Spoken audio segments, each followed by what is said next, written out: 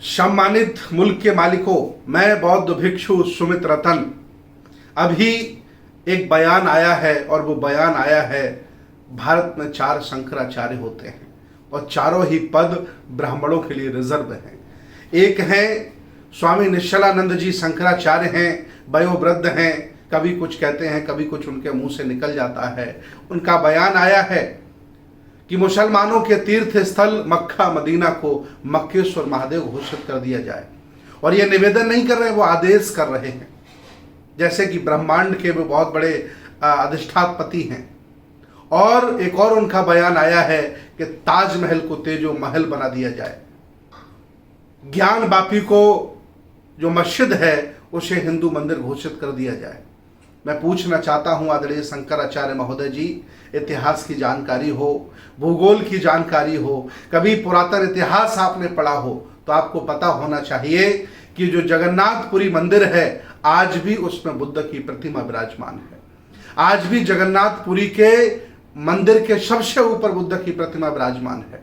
अगर हिम्मत है आप में कब्जा करने की और दूसरे को उपहार स्वरूप देने की, आदेश करने की, तो कभी कभी ये भी चर्चा कर लिया करो कि जगन्नाथपुरी पर कब्जा क्यों करके रखा है। वो बुद्ध की प्रतिमा है।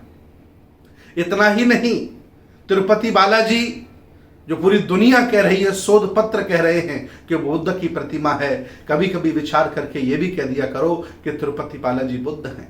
जब इतना ही सत्य कहने की आपकी आदत पड़ी है, मैं आपसे पूछना चाहता हूं, आप मुसलमानों को टारगेट करते रहते हो, उनके धर्म पर, उनके मजहब पर, उनकी व्यवस्था पर कुठाराघात करते रहते हो, आपको बड़ा मजा आता है। और आप जब ये कहते हो तो जो लोग जबरदस्ती बने हुए हैं या हिंदू, जिन्हें हिंदू माना नहीं जाता है, जैसे यहाँ पर अस्पृश्य लोग हैं, अनटचेबल लोग हैं, वो बड़ व्यवस्था में भी शामिल नहीं हैं। और जो शूद्र हैं, आदि आबादी के शूद्र हैं, ये भी कभी बड़ व्यवस्था में सम्मान नहीं पा पाए, आपकी सेवा करते रहे। ये लोग जबरदस्ती हिंदू बने हुए हैं। इन लोगों को बड़ा अच्छा लगता है जब आप मुसलमानों के मंदिरों पर, उनकी मस्जिदों पर, उनके आचार बने पर कुठाराघात करते हो। आज ऐसा नहीं कि आज मैं बोल रहा हूं आपसे, मैं उस समय भी बोला था जब श्रीलंका ने कोरोना में मरे हुए मुसलमानों को दफनाने की बजाय जलाने का आदेश किया था। मैंने कहा ये दुनिया अलग अलग विचारों की है, अलग अलग धर्मों की है, अलग अलग मान्यताओं की है। व्यक्ति कोई भी धर्म का पालन करे लेकिन कभी किसी धर्म पर आक्षेप ना करे, आरोप ना लगाए, उसको ध्वस्त करने का प्रयास ना करे। हस्र क्या हुआ? श्रीलंका का हस्र। वो भी बौद्ध हैं, मैं भी बौद्ध हूं। सत्य बात को हमेशा कहूंगा कि जब जबरदस्ती आप किसी की संस्कृति, सभ्यता, दर्शन को नेस्तनाबूद करने का प्रयास करते हो, वह नहीं बल्कि आप हो जाते हो। वही श्रीलंका की सरकार खुद खत्म हो गई जो वहां के मुसलमानों को, तमिलियनों को, ईसाइयों को खत्म करना चाहती थी। उसी राह पर देश भारत आज चल रहा है। यहाँ के शंकराचार्य, यहाँ के बड़े बड़े नेता, नफरत फैलाने वाले लोग, जादूगर इसी राह पर चल रहे हैं। ये देश धर्म निरपेक्ष है, इसको धर्म निरपेक्ष बना रहने दो। एक रंग में रंगने वाले लोगों, ये देश रंग नहीं पाओगे, बल्कि आप और आपका कल्चर, आपकी व्यवस्था हमेशा हमेशा के लिए ध्वस्त हो जाएगी। मैं आह्वान करता हूं आदरणीय सरस्वती निश्चलानंद जी से, शंकराचार्य हैं, कि कभी कभी सत्य भी बोल दिया करो।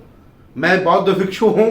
श्रीलंका के बारे में जो मैंने बताया, अगर तुम में हिम्मत हो तो ये कहो कि जगन्नाथपुरी बुद्ध विहार है, कहो तिरुपति बालाजी बुद्ध विहार है, कहो मथुरा में तुमने बलात् कब्जा किया है, आधी जमीन तुमने मुसलमानों को दे दी, आधे पर तुमने मंदिर बना लिया है, कहो साकेत बौद्धों की है, जबरदस्ती संविधान के विरुद्ध जन भावनाओं के आधार पर तुमने अयोध्या में मंदिर बनवा लिया, कहो ना।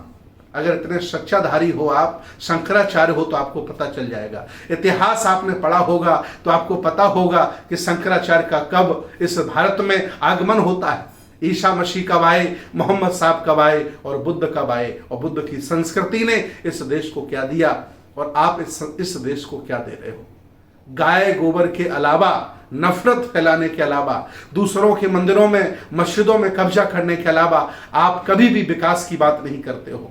तुलना करते हो तो भारत की पाकिस्तान से करने लगते हो, लोगों को बरगलाते हो। अरे कभी तुलना करनी हो तो रसिया से करो, अमेरिका से करो, जापान से करो, तब समझ में आएगा कि तुलना भी कोई चीज होती है।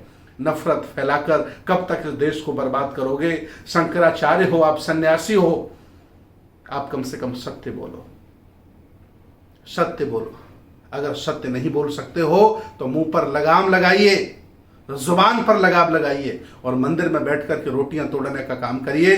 देश को बांटिएगा नहीं।